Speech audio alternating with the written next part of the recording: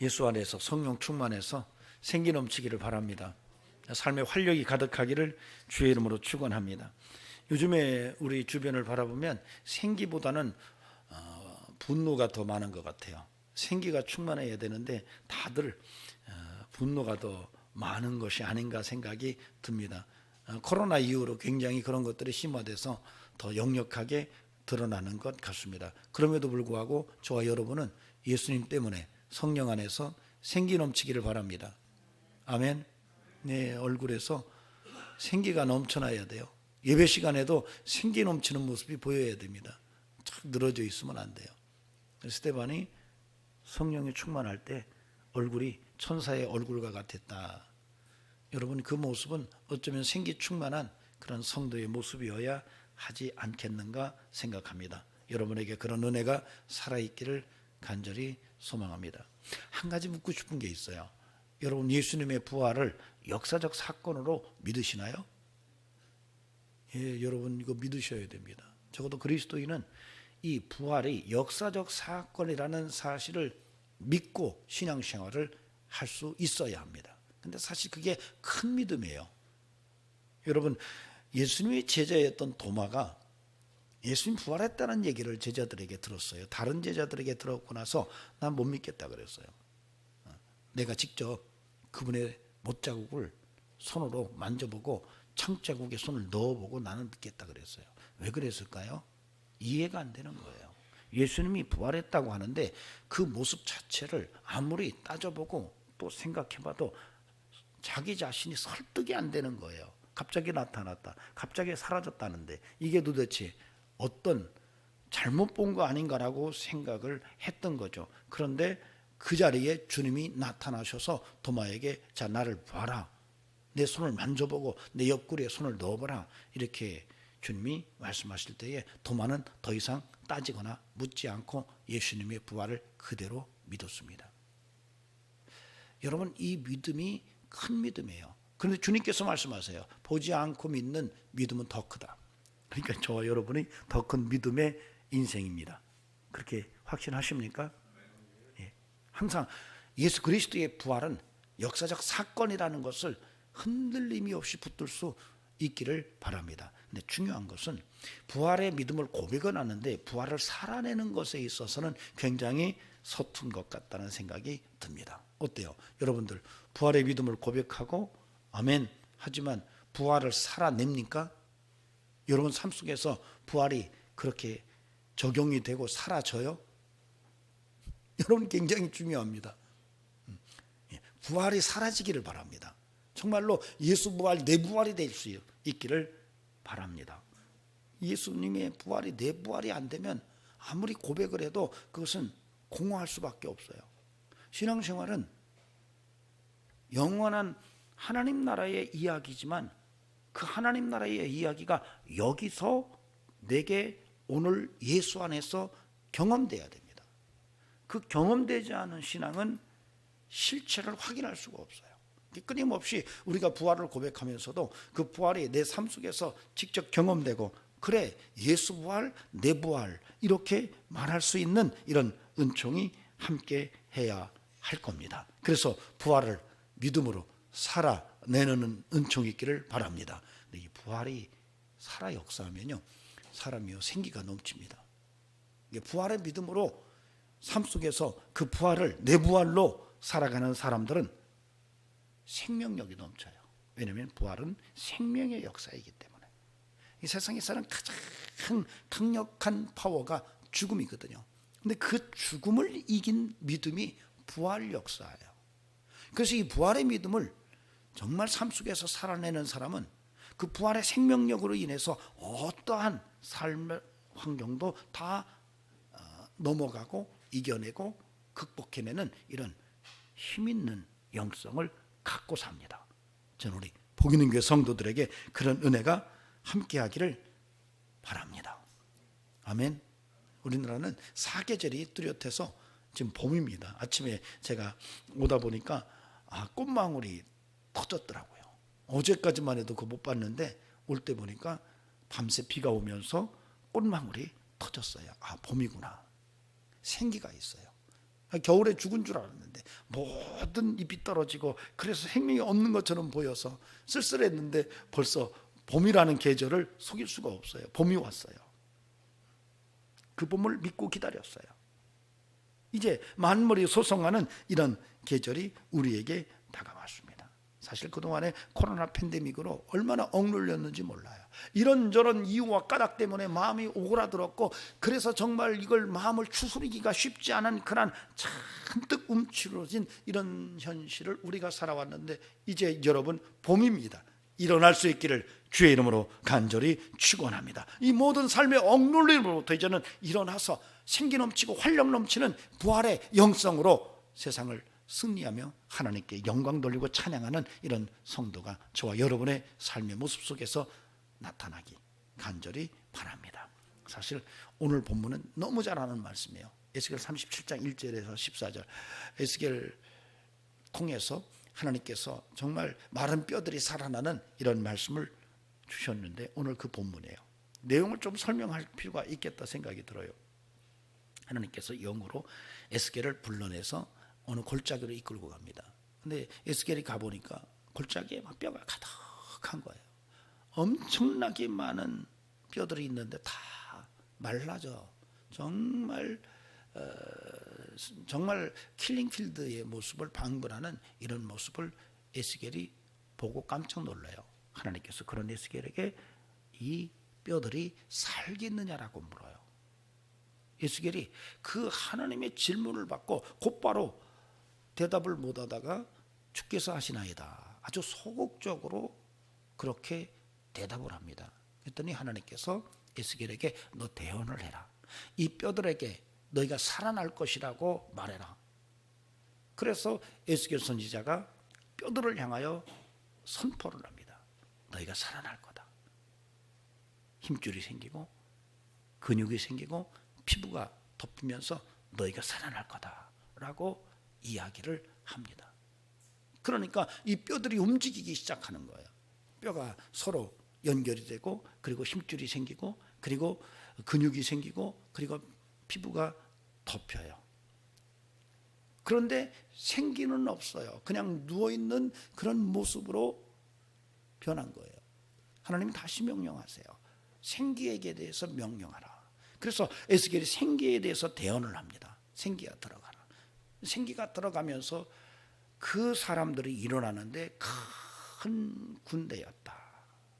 하나님께서 에스겔에게 이어서 설명을 해요. 이 모습이 이스라엘이다. 지금 이스라엘이 마치 무덤에 있는 마른 뼈와 같은 이런 모습으로 멸절되었다고 스스로 좌절과 절망 속에 있는데, 그들에게 대언해라. 살아난다. 내가 너희를 무덤에서 끄집어낼 거고 다시 본토로 너희들을 이끌어낼 것이라고 대언하라. 그때야 비로소 너희가 그 일을 이루신 이가 여호와 하나님인 것을 알게 될 거다라고 말씀하세요. 여러분, 이 본문은 이 영이라고 하는, 생기라고 하는 단어가 10번이 나옵니다. 짧은 1절에서 14절 속에 계속 영, 생기 하는 것이 10번이 나온 것 같아요.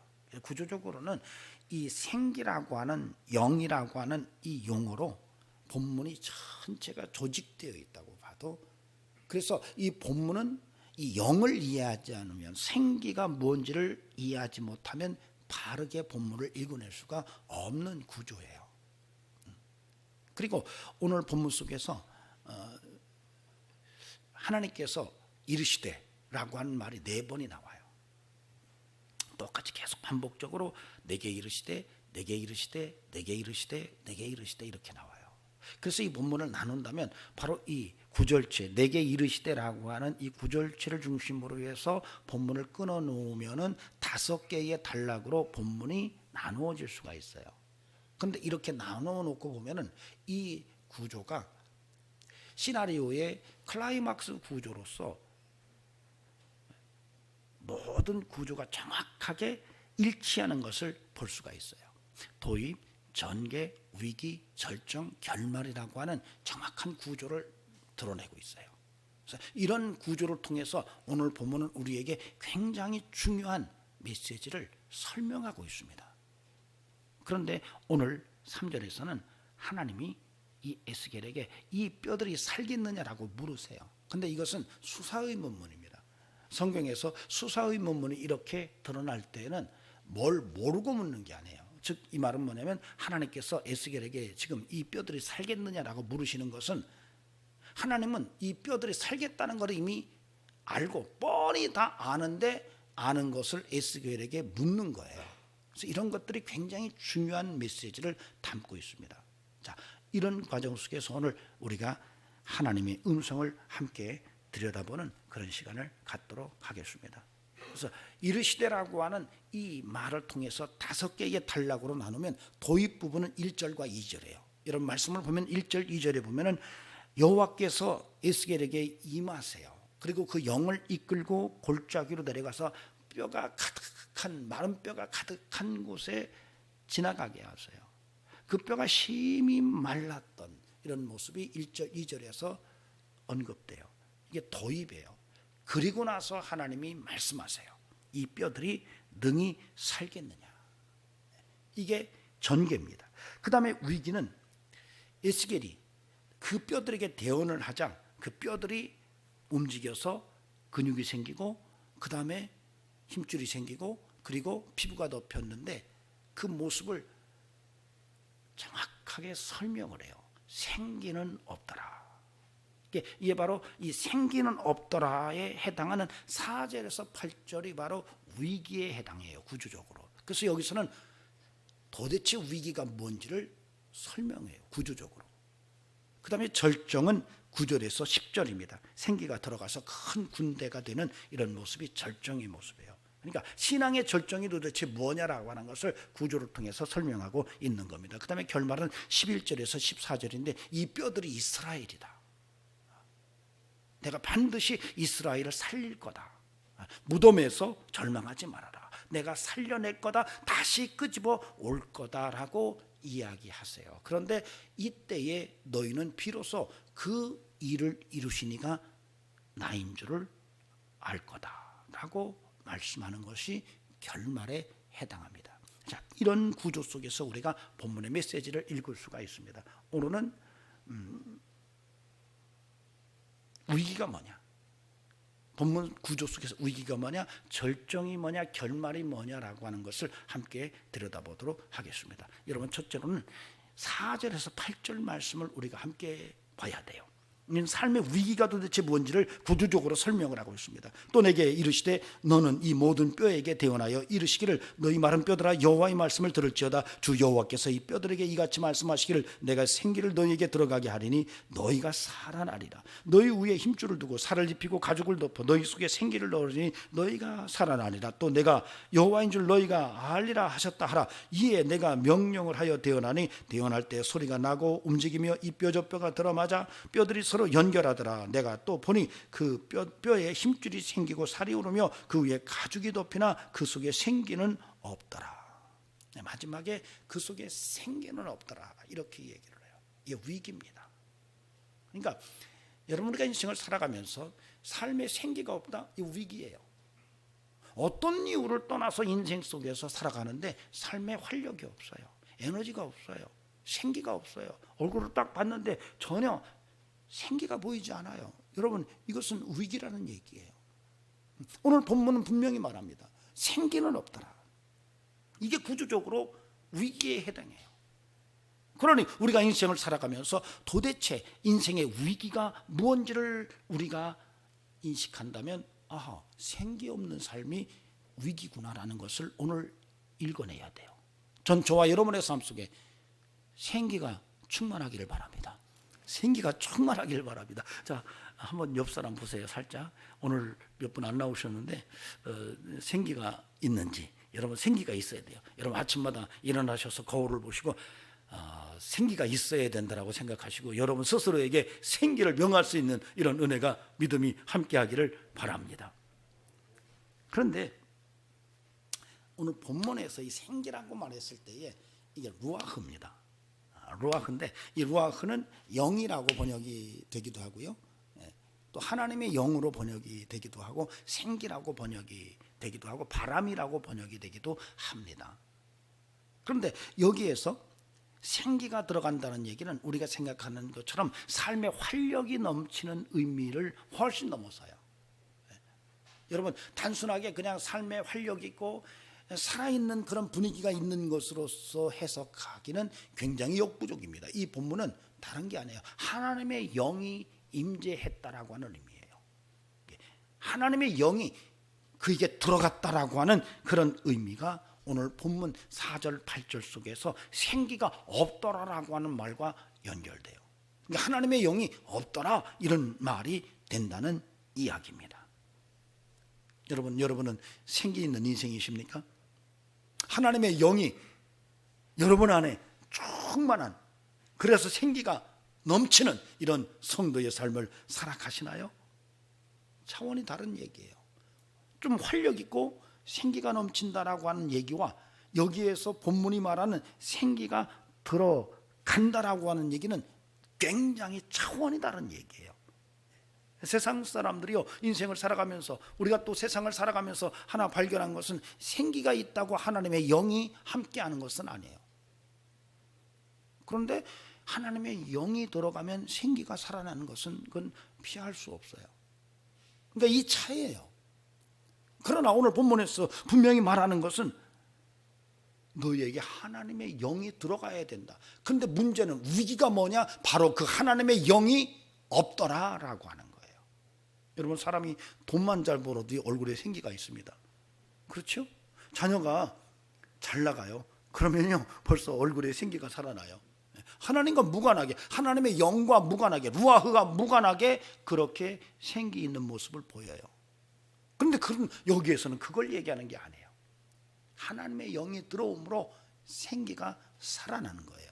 성도는 바로 이런 모습이어야 합니다. 만약에 우리의 삶 속에서 이렇게 하나님의 영이 없어서 그래서 생기가 사라졌다면 오늘 우리의 인생은 상당한 삶의 위기 속에 있다는 것을 오늘 읽을 수 있어야 됩니다.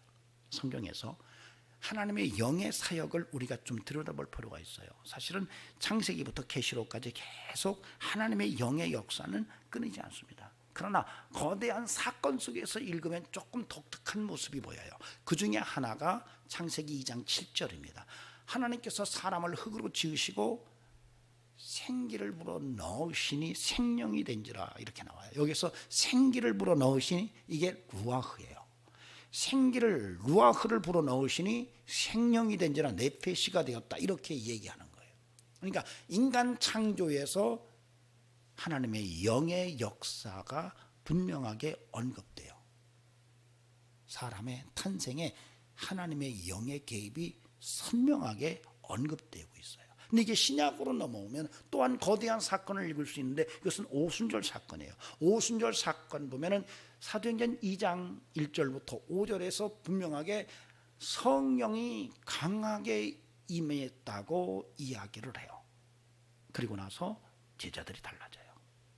살아있는 영성으로 바뀌어요.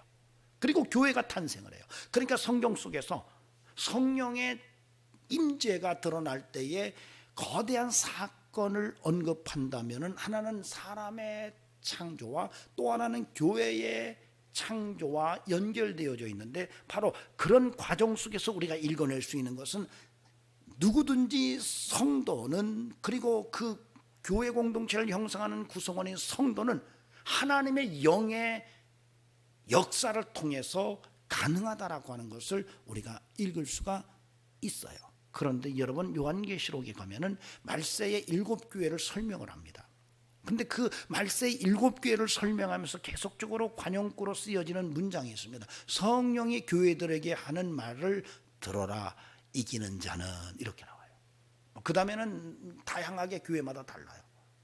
그러니까 말세의 성도가, 말세의 교회가 어떻게 살아갈 수 있을까, 어떻게 승리의 삶이 가능할까, 성령이 교회들에게 하는 말을 들을 수 있어야 된다라고 말합니다. 그러니까 성경은 끊임없이 계속 성도들에게 던지는 메시지는 하나님의 영이 살아 역사할 때 그 인생에 생기가 가득한데, 만약에 그 하나님의 영이 역사하지 않는 생기 없는 인생이라면 삶의 심각한 위기를 안고 있는 것이라고 오늘 이야기하고 있습니다. 저는 우리 성도들에게 하나님의 영이 충만해서 삶의 생기가 가득한 이런 믿음의 영성이 함께하기를 주의 이름으로 간절히 축원합니다. 아멘.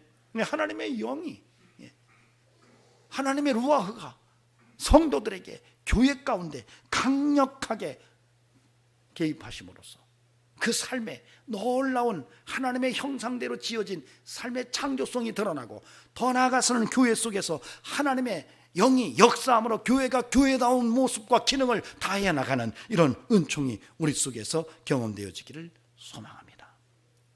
여러분, 위기가 뭔가요? 돈이 없어서인가요?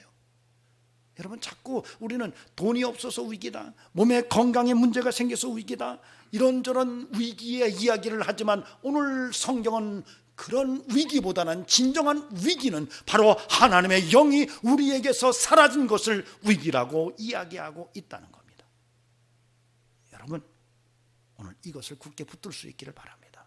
여러분과 저의 삶 속에 위기는 돈이 없어서가 아니에요. 권력이 없어서가 아니에요. 내가 원하는 사람이 대통령이 되지 않아서가 아니에요.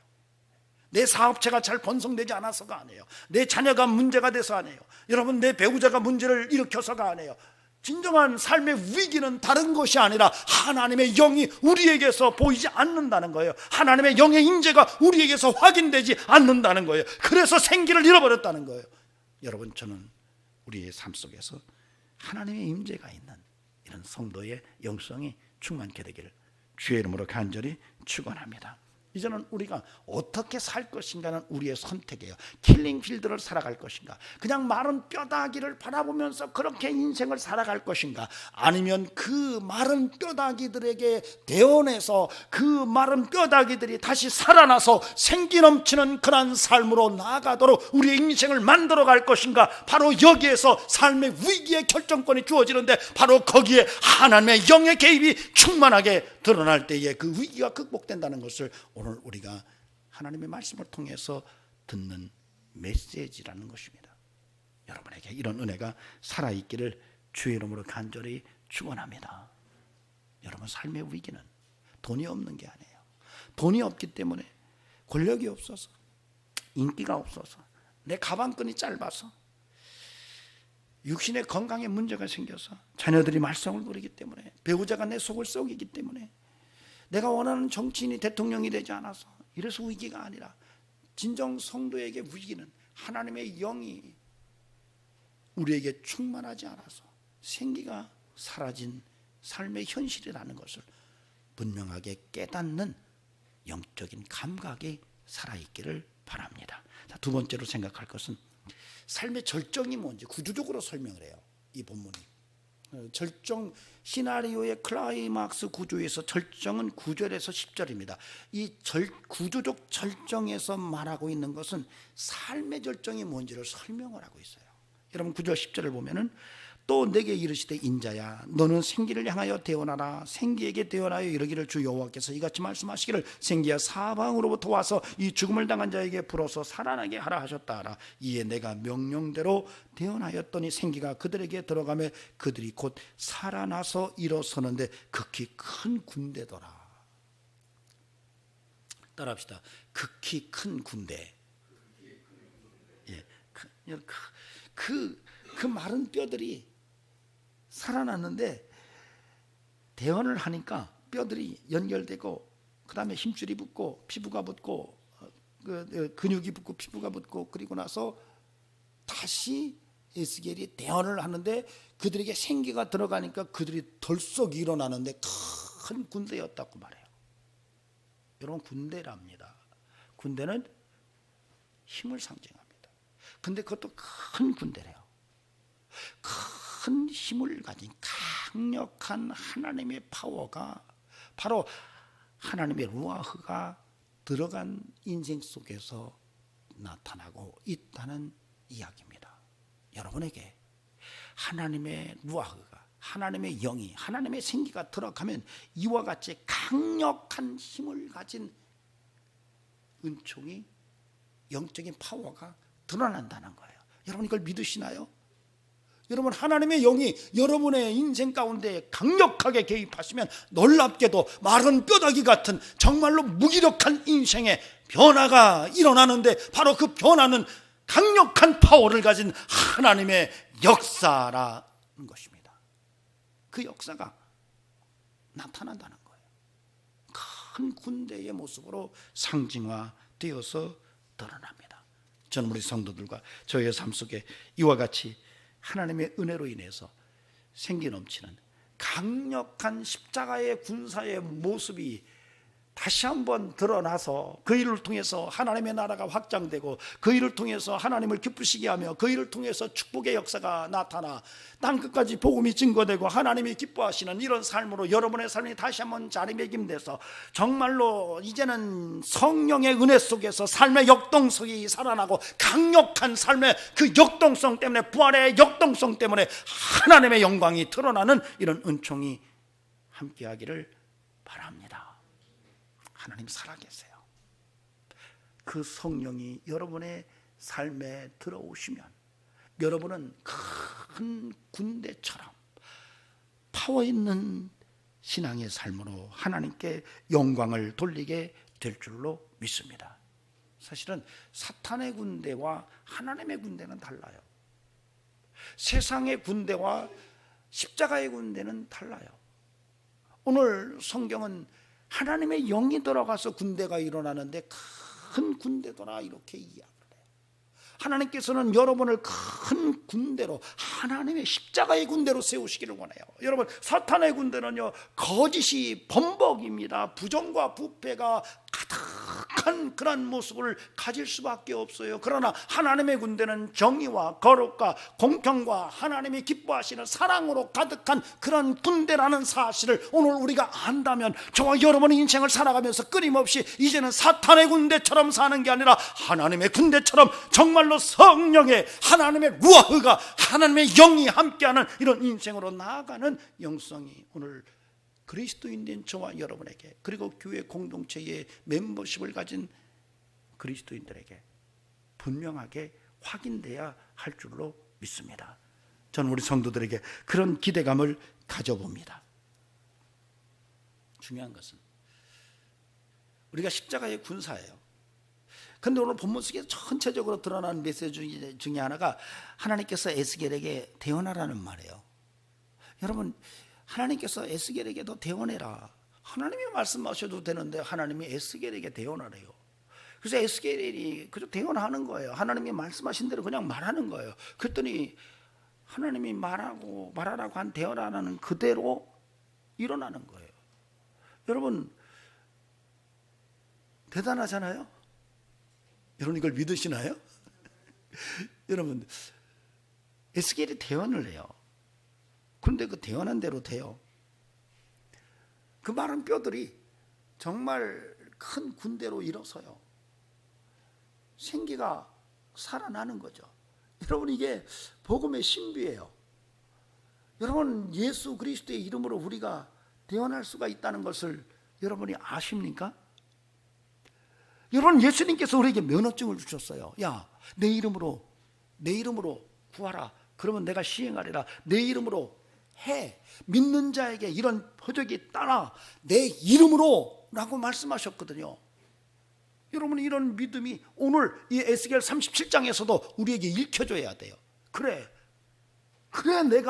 내가 하나님의 영 루아흐로 충만하게 생기가 살아나면 이런 삶으로 또한 더 나아가서 많은 사람들에게 태어남으로 그들도 살려내는 삶을 우리가 살아낼 수 있는 면허증을 가진 존재라고 하는 것을 오늘 우리가 믿어야 된다는 겁니다. 그러므로 저는 저와 여러분에게 대언하는 은혜가 있기를 바랍니다. 여러분, 성경 미문에서 나면서부터 걷지 못하던 한 장애인을 베드로와 요한이 이렇게 말해요. 은과 금은 내게 없거니와 내게 있는 것으로 너에게 주노니 나사렛 예수 그리스도의 이름으로 일어나 걸어라. 예수님의 이름으로 대언을 하는 거예요. 예수님의 이름으로 선언을 했어요. 그리고 손을 잡아 일으켰을 때에 일어났어요. 이게 하나님의 영에게 붙들렸던 초대교회 공동체의 신앙의 진면목이라는 거죠. 오늘 그러면 그 이름은 2000년 전에 그 이름은 변화됐느냐? 아니에요. 지금도 여전히 살아 동일하신 이름이에요. 여러분, 베드로와 요한이 선언했던 예수님의 이름이나 지금 저와 여러분이 믿음으로 대언할 수 있는 예수님의 이름이나 전혀 다르지 않다는 것입니다. 그러므로 부탁드립니다. 끊임없이 예수님의 이름을 대언하며 살 수 있기를 바랍니다.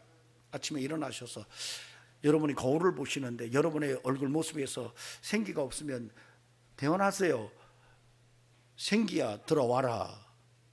여러분, 누군가가 생기를 잃어버렸으면 예수의 이름으로 대언하세요. 성령의 역사로 생기가 살아날지어다. 여러분, 이런 은혜가 저와 여러분의 삶의 영성이기를 간절히 주의 이름으로 축원합니다. 그런데 오늘 3절에서 하나님이 에스겔에게 야, 인자야, 이 뼈들이 살겠느냐라고 물으세요. 이것이 아까 수사 의문문이라고 그랬어요. 이렇게 수사 의문문이 성경 속에서 드러날 때는 그것은 하나님이 뻔히 다 아시는데 묻는 거예요. 모르고 묻는 게 아니에요. 그러니까 하나님은 이미 이 뼈들이 살 거라는 것을 이미 정하셔놓고 물으시는 거예요. 그런데 그 대답하는 에스겔이 오히려 소극적이에요. 주께서 하시나이다. 아주 소극적인 표현으로 드러날 때 주로 이런 모습들이 드러나요. 베드로에게 주님이 네가 나를 사랑하느냐라고 물으셨을 때에 베드로가 주께서 하시나이다 이렇게 말해요. 적극성이 결여됐을 때 드러나는 모습이에요. 그러니까 에스겔이 주께서 하시나이다 이렇게 말해요. 그러니까 이 본문 속에서 인자야, 이 뼈들이 살겠느냐라고 말씀하시는 하나님과 주께서 하시나이다라고 말하는 이 에스겔의 모습을 둘이 비교해 놓고 보면은 이게요, 믿음에서 하나님이 더 확실한 모습으로 다가오고 있다는 거예요. 하나님은 분명하게 말씀을 하시는 거예요. 내가 살리겠다라고 하는 것을 벌써 이미 마음의 뜻을 정하시고 에스겔에게 인자야, 이 뼈들이 살겠느냐라고 묻고 계시다는 거예요. 오히려 에스겔이 소극적이에요. 여호와의 손이 짧아서 구원치 못함이 아니라는 거예요. 여호와의 손이 짧아서 구원치 못함이 아니라는 거예요. 이스라엘을 이렇게 만든 것은 여호와께서 무능하고 그분이 정말 힘이 없어서 이렇게 감옥 속에 마치 무덤 속에 묻힌 것 같이 그렇게 멸절되는 상태로 밀어넣은 게 아니라는 거예요. 여러분, 우리가 오늘 분명히 알아야 됩니다. 하나님이 오히려 우리에게 야, 너 말이야, 내가 너를 완전히 살릴 거야 라고 말씀하시고 있다는 것을 오늘 본문 속에서 읽을 수 있고 믿음으로 붙들 수 있어야 돼요. 여러분, 이제는 그런 믿음으로 아주 적극적으로 대언의 삶을 살아가는 이런 저와 여러분이 되기를 간절히 바랍니다. 저는 그래서 코로나 때 막 전화되고 여러분에게 기도해 드렸어요. 전화로 기도해도 돼요? 예, 여러분 예수님의 이름으로 하면 시공간을 다 초월하고 역사가 드러납니다. 믿으시기 바랍니다.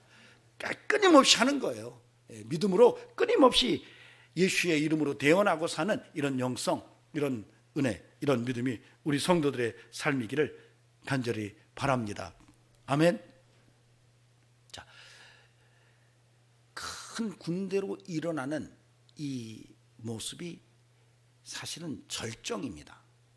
그러니까 우리가 신앙생활을 하면서 예수 안에서, 성령 안에서 가장 절정의 모습을 드러낼 수 있는 그 실체는 우리가 십자가의 강력한 군대로 하나님 앞에 서는 모습이라는 거예요.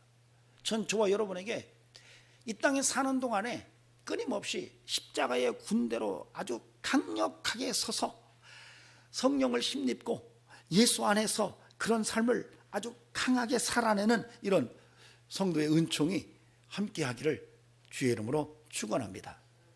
자, 마지막으로 우리가 오늘 본문을 통해서 11절에서 14절을 들여다볼 필요가 있습니다. 이 부분은 사실은 시나리오 구조에서 결말입니다. 도대체 인생의 결말은 무엇이냐라고 하는 것을 구조적으로 설명하는 거예요. 여기에서는 하나님께서 에스겔에게 설명을 해요. 그 마른 뼈들이 이스라엘이란다. 그들이 지금 멸절되었다고 지금 절망 중에 있거든. 그들에게 가서 대언해. 내가 다시 살릴 거라고 말해줘. 너희들은 반드시 살아날 거야. 그 무덤에서 내가 끄집어낼 거야. 그러면 그때 너희들이 그 일을 이루신 이가 여호와인 줄을 알 거다. 이렇게 설명을 하십니다. 여러분, 이게 인생의 결말이에요. 저와 여러분에게 반드시 이 결말이 기억될 수 있기를 바랍니다. 이거 잊어버리면 안 돼요. 결국 하나님께서는 이스라엘 백성들을 그렇게 생기를 불어넣으셔서 일으켜 세워서 그들을 다시 군사로 내세우는 이 모든 것의 마지막 결말은 이런 일을 이루신 이가 하나님이라는 것을 그들이 알게 하겠다는 거예요. 이건 뭐죠? 우리가 인생을 살아가면서 내 인생 속에서 하나님의 역사가 나타나고 성령의 은혜 속에서 하나님의 살아계심 생기가 회복되는 이런 모든 삶을 통해서 우리를 통해서 하나님이 듣고 싶어하는 이런 음성이 있다는 거예요. 그런 고백이 있다는 거예요. 바로 그것은 뭐냐면 하나님이 하셨다, 이 일을 하나님이 하셨다라고 말하는 이 소리를 하나님께서 듣고 싶어 하신다는 거예요. 여러분 이걸 믿으시나요? 저 뒤에 이호엘 집사님 하나님이 하셨다 소리 집사님을 통해서 듣고 싶어 하세요. 우리 진세구 집사가 오늘 못 나왔어요. 저한테 한번 그래요. 목사님 제가 증인이 돼야 되는가 봐요 그러더라고요. 맞지? 아니 한번 생각해 보세요. 병원에서 6, 7개월 산다고 그랬는데 벌써 지금 몇 달 지났잖아요. 이번에 이 도와주는 박명재 목사가 코로나에 감염이 됐어요. 이틀을 같이 잤어요. 박명재 목사가 깜짝 놀래가지고 자기 때문에 진 집사가 코로나에 감염되면 진 집사는 지금 폐암입니다. 폐암으로 1월 달에 진단할 때 6, 7개월 더 살면 뭐 안 될 거라고 그렇게 얘기했어요. 근데 지금 벌써 3월 달이잖아요. 이제 4개월 남았어요. 3, 4개월. 근데 코로나를 옮겼다고 생각해 보세요. 긴장을 바짝 했죠. 그런데 어제 전화가 왔어요. 아직까지 멀쩡하대요. 여러분 참 희한하죠. 아니 이 오미크론은요 얼마나 감염이 쉽게 되는지 하룻밤만 그냥 같이 앉아서 밥만 먹어도 옮기는데 이틀 밤을 같이 잤는데 안 걸렸어요. 야, 하나님의 은혜다. 하나님의 은혜예요. 이제 뭐라고 고백해야 돼요? 하나님이 하셨다고 그렇게 얘기할 수 있어야 돼요. 저는 저와 여러분에게 그런 고백이 마지막 인생의 결말일 수 있기를 바랍니다. 여러분 인생을 다 살고 나서 이렇게 고백한다면 참 멋진 거예요. 하나님이 하셨군요. 내 인생 하나님이 하셨습니다. 내 인생 이렇게 만드신 것이 하나님이셨어요. 하나님 영광 받으세요. 그리고 하나님 나라로 떠난다면 가장 멋진 인생이 아니겠는가라고 하는 생각이 듭니다. 그래서 부탁드립니다. 잊지 마세요. 기억하세요. 하나님이 하셨다는 소리를 하나님께서 듣고 싶어 한다는 것을 여러분 정말로 잊지 않고 기억하고 사는 저와 여러분이 되기를 간절히 소망합니다. 이제는 마른 뼈들에게 가서 태어나고 삽시다. 하나님의 군사로 우리를 부르셨어요. 정말 사망의 음침한 골짜기에 너무 많은 마른 뼈들이 많습니다. 여러분 지금 세상에 나가면 정말로 마른 뼈다귀들이 널브러져 있어요. 그들을 우리가 지금 바라보고 있습니다. 그들을 향해서 우리가 할 일이 뭔가요? 하나님께서는 지금 말씀하십니다. 너가 태어내라. 그들에게 살아날 것이라고 말해주라고 오늘 성경은 우리에게 이야기하고 있어요. 저와 여러분에게 이런 사명이 살아나서 하나님께 영광 돌리는 삶의 인생이 되기를 주의 이름으로 축원합니다. 사실 인생을 살다 보면은 날마다 맑은 날만 있는 게 아닙니다. 비 오는 날 태풍처럼 험한 바람이 불어치기도 합니다. 어떤 때는 쓰나미 같은 엄청난 일들이 우리에게 밀려올 때도 있습니다. 그러나 그런 상황 속에서 내가 멸절되었다, 나는 희망이 없다, 나는 이제 좌절이다, 나는 모든 것이 끝났다, 그렇게 말하지 말라는 거예요. 하나님이 지금 에스겔에게 말씀하세요. 내가 살릴 거다, 내가 다시 살릴 거야, 내가 너를 다시 한번 생기를 불어넣어서 마른 뼈다귀 같은 인생을 살려낼 거라고 말씀하세요. 여러분 이것이 오늘 우리 시대 속에서 이게 저와 여러분에게도 동일하게 들려지는 하나님의 음성이 될 수 있기를 간절히 바랍니다. 여러분 힘들고 어려울 때에 그때가 어쩌면 희망의 노래를 부를 수 있는 축복의 시간이에요. 두 아들, 아버지와 아들이 사막을 여행하는데 아무것도 보이지 않는 거예요. 아들이 그래요. 아빠 이제 우리 끝났는가 봐. 이제 물도 떨어지고 모든 삶이 이제는 지쳐서 여기서 끝나는가. 그렇게 아들이 계속 얘기하는데 아버지는 조금 더 걸어보자. 근데 어느 지점에서 무덤이 보이는 거예요. 공동묘지가. 그러니까 아들은 그 무덤을 보고 봐요. 우리처럼 이렇게 사막을 지나가다가 죽은 사람들을 다 묻은 거예요. 이 아버지는 아들에게 그렇게 말합니다. 아니야, 이렇게 무덤이 있다는 것은 가까운 곳에 인가가 있다는 것을 의미해. 좀 더 가자.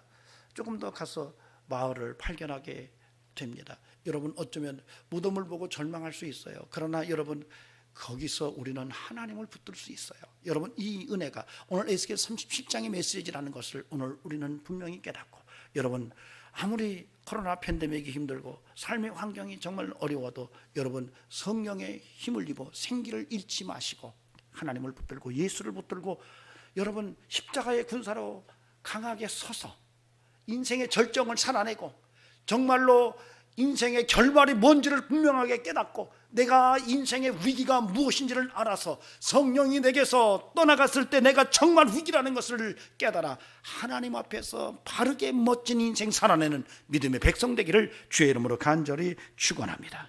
기도하시겠습니다.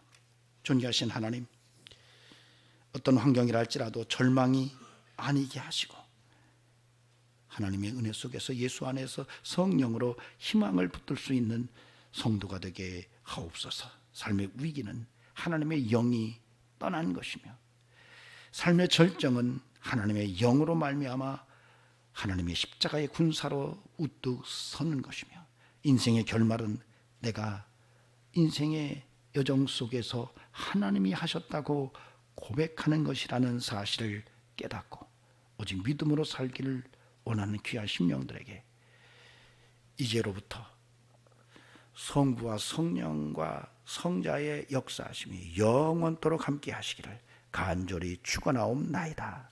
아멘.